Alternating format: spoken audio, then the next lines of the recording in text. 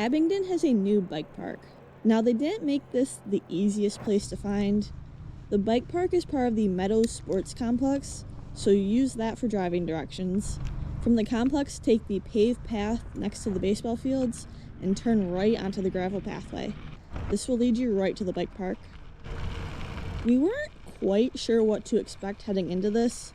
We had heard from someone else that this park may only be usable by those with a high skill level due to some tight corners and mandatory gaps. We had found a picture online though that showed that not every jump had a mandatory gap, so we figured we'd check it out. Our first impressions were that it was a bit smaller than expected, but they managed to pack a ton of fun into a small area.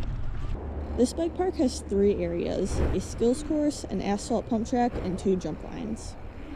We went on a Sunday afternoon, a week after the park opened, and it was absolutely packed with riders of various ages, abilities, and bike setups.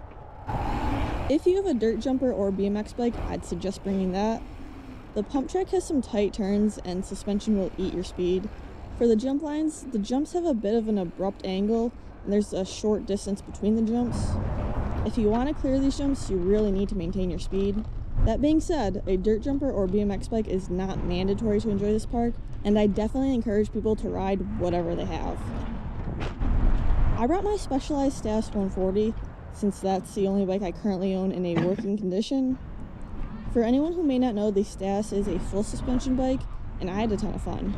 I was not able to clear the jumps, but that was a skill issue on my part, not a bike issue.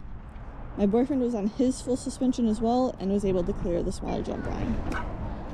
One last thing to note, the bigger line is more intimidating due to the mandatory gaps.